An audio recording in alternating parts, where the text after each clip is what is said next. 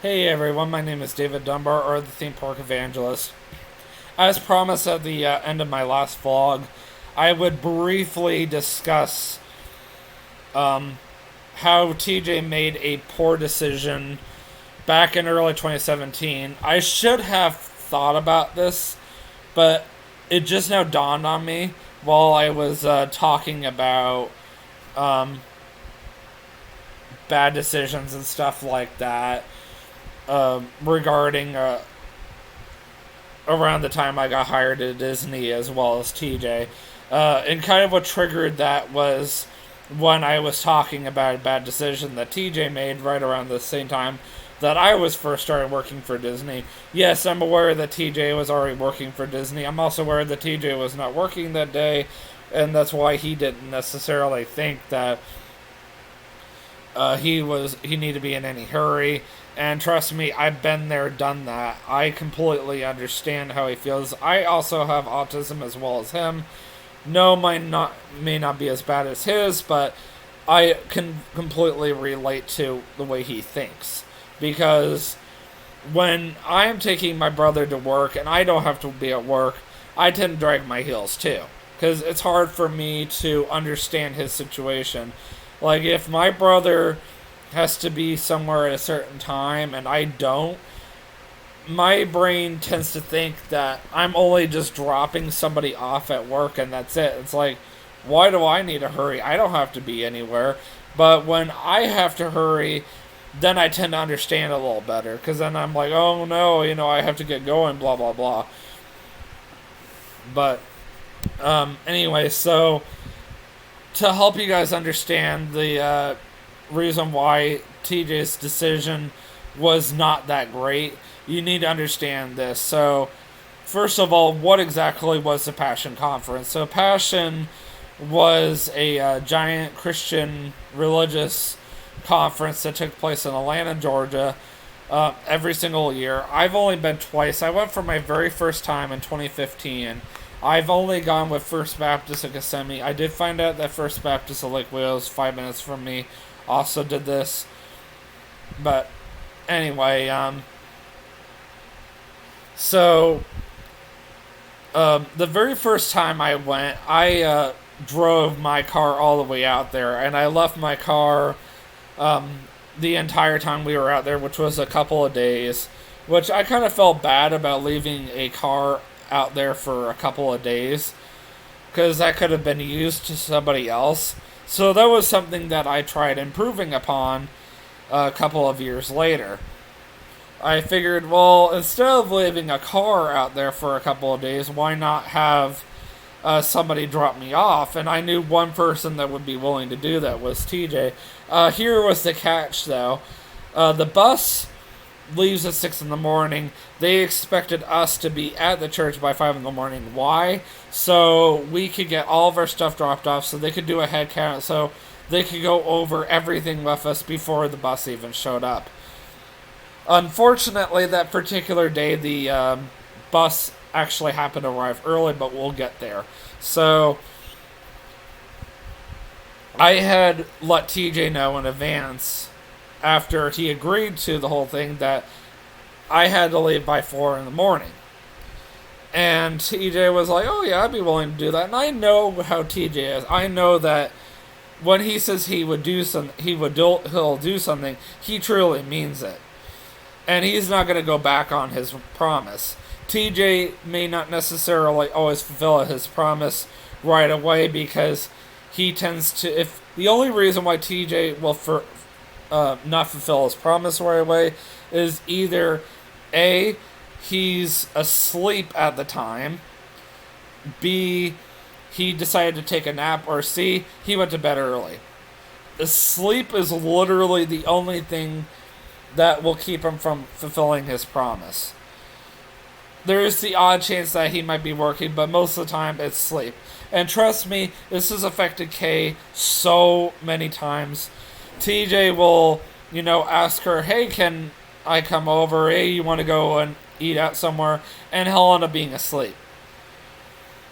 But when it affects me, TJ tends to care more, because TJ knows how important I am to his life, because I'm the one that originally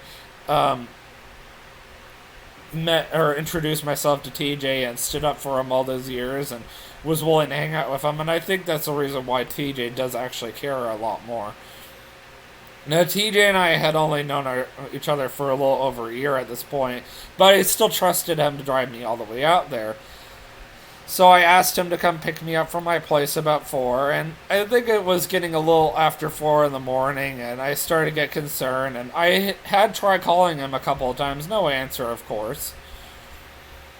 And I'm starting to, get a little concerned. I'm like, okay, need to get going here, and I knew I had to get gas because of the fact that I had purposely left my car empty because I was not planning on driving all the way out there. So I literally had gotten out of the house and I started driving down the road, and TJ called me screaming at the top of his lungs. Now, I need you to understand why TJ was screaming at the top of his lungs. TJ hates breaking his promises. And TJ also hates when something prevents him from keeping his promises. I can completely understand. I hate when I make a promise to someone and I don't fulfill it. It drives me insane and it tears me apart. And I think TJ takes it by 10 times worse. Or takes that, more literally than I do. And what I should have done at that point, and this is kind of my fault too. At that point, I should have said, no worries, TJ. I'll go ahead and turn myself around and hang out in the driveway. TJ can drive extremely fast. I'm not even kidding. I've caught TJ driving up to 100 miles per hour before. And he's done it with me so many times. I should have at that point, and this is something I would do now. I didn't know TJ that well back then.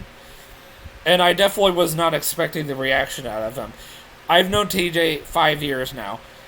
Not only would I turn myself around now, I would also 100% know that if TJ's running a little behind, if I at least try waking him up, and even if I am willing to start heading out, I would turn around the moment he wakes up, like that. That is how fast I would turn myself around, and I would go back because I know TJ will be at my house in less than 10 minutes. I know how he works now. But this is coming from someone that's known TJ for 5 years. I also think better than I used to. Come on, I was let's see here, this was 2017. I was 24 at the time. I was my brother's age. Come on, I'm almost 28 now. My brain just thinks differently than it did then. So that's another thing to think about. So, back then my brain was thinking, I still need to get going. I had no idea. I was not anticipating upon TJ still driving out there anyway.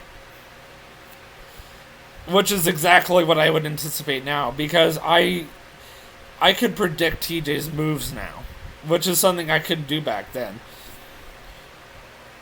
I mean, this just proves that I've come a long ways with TJ over the years. So, I drove out to the racetrack, gas station that is, to go fill up my car, and guess what? TJ shows up.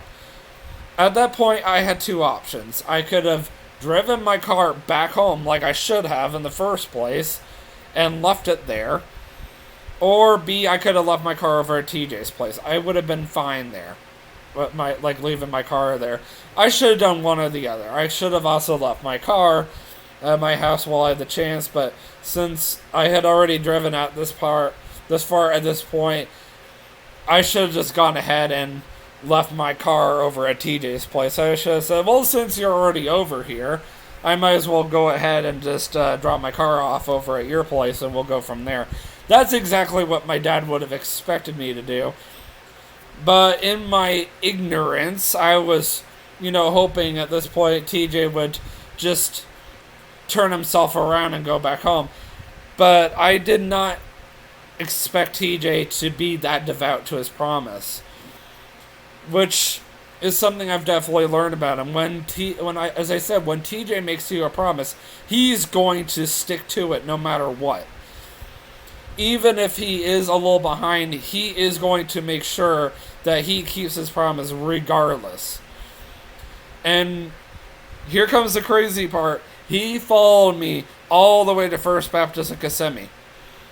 So, I thought to myself afterwards, and because of this incident, I have never, ever done something like that ever again.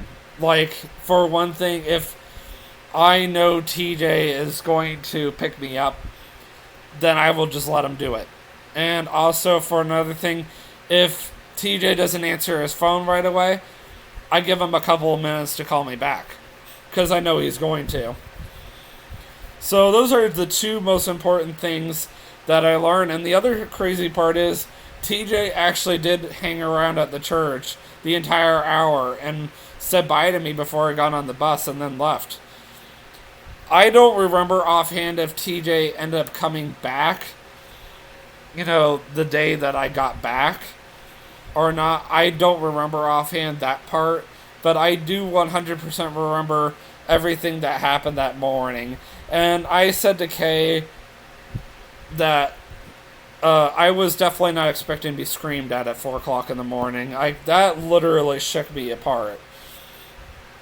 But you have to take into account that when a very autistic person makes a major mistake like that, even though someone like myself doesn't think it's a big deal, life goes on, to them, it's a life or death situation. And this, has also taught me a lot more about autism and learning about the fact that not everybody's brains are wired the same way. And I think this is what's also inspired me to even want to write about autism, why I even did a PowerPoint about autism. It's all because of the fact that I've met so many people with disabilities over the years. And just, the amount of people I met with disabilities over the years has really intrigued me to get to understand autism better. Even though I suffer from myself, doesn't mean that I necessarily suffer from it to the same extent as TJ or somebody like that. And it's because of the fact that I met TJ and I've gotten to know him over the years. It's because of the fact that I've gotten so much more interested in disabilities. And I'm really, praying and hoping that this story will inspire you to do some research on your own on disabilities. And don't necessarily look at somebody with disabilities as a freak of nature or whatever. Just think of it as, their brains are just wired a little differently, and they're, special in their own unique way. And you need to learn to look past the obstacles that are preventing them from being able to see the world like you can. And I think that's the reason why TJ and I have still been strong friends over the years. Like, yes, we have the same interests for the most part. For the most part, we do get along. Sure, our brains aren't wired the same way. Sure, I can process logic a lot better than him, and for the most part, yes, I comprehend things better than him, but I also understand where he's coming from a lot of the time. I also understand a lot better over the years why he makes the decisions that he does. I also understand why he's taken me moving up here a lot harder than I am, because of the fact that he doesn't have a lot of friends, and also because of the fact that it's a lot harder for him mentally and socially to get to know people. And I was there at one point, so I totally get it, which is also why I'm being much more patient with him and I'm being more understanding. That still doesn't mean that it's not bothering me, because of course it is, but at the same time, I'm willing to work with him. So anyway, hopefully that story does give you also a better understanding of TJ, and also hopefully this will inspire you guys to maybe become friends with someone with disabilities. As you can see, I can easily work with someone with disabilities, and I can be really close friends with them. Sure, not every single day is, sunshine and roses, but that doesn't mean that um, I'm not willing to work with somebody like that, and that we can't get along really, really well. I mean, come on, TJ and I have been close friends for 5 years now, and almost 5 years, and I have a feeling we have a long way. Or we could be close friends for many years to come. Is what I'm trying to get at. As I said, the next time we meet, the next time I do a at home vlog, if not tomorrow, I don't know when, because I'm gonna try to pick up a shift on Tuesday. Just to remind you guys, I should have sent this in my other vlogs, but I didn't. Monday, we're going out to Lexington, me and two of my coworkers, and I'm planning on vlogging out in Lexington. This is my first time out in Lexington, so the vlog is going to be called "My First Time Out in Lexington." It's kind of obvious, but anyways, yes, I am planning on picking up a shift on Tuesday. If not, I was going to go vlog over at Kings Island, but I really would rather work if it came down to it. And once I go back to work, it will be going back to home vlogs once a week. But this is a good sign. I'm glad to going back to vlogging once a week or twice a week again like I used to.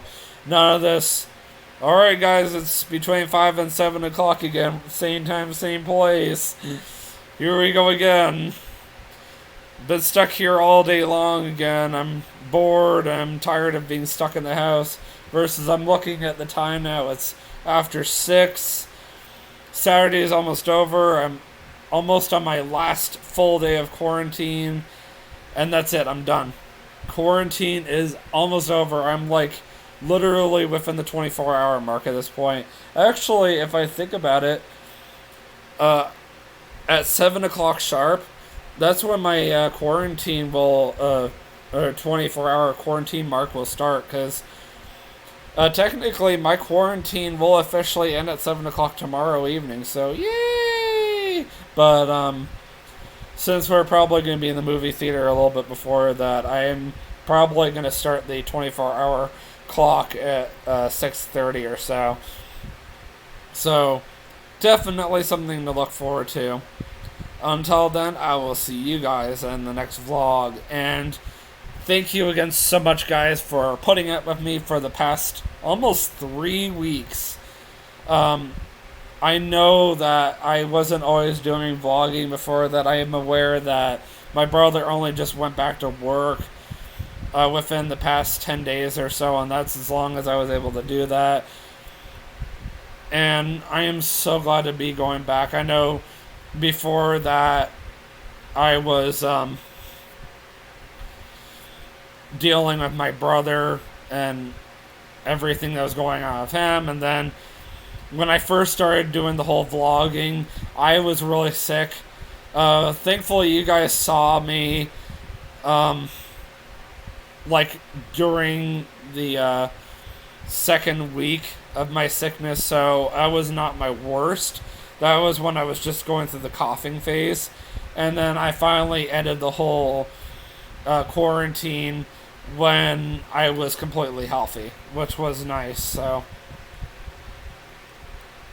anyway, I need water, and I'm gonna go cook myself some shrimp for dinner. So, it's been fun. It's been real, guys. I seriously don't see myself doing another at-home vlog tomorrow. I'd be shocked if I do. That would be the only reason why I do a vlog tomorrow. And I don't see when I'm going to do another vlog again until next week, other than the Lexington one. That'll be the next time I see you guys, is when I'm on my way to Lexington. And I'm really looking forward to it. I might start the vlog out here at the house, but I'm doing the majority of the vlog out in Lexington with the guys. And that'll be the last vlog that I will do until next week. So, just look forward to some exciting vlogs again, as my YouTube channel officially is returning back to normal next week. Until then, I will see you guys in the next vlog. And always remember, you can do all things through Christ who strengthens you. Have a great evening. Peace out.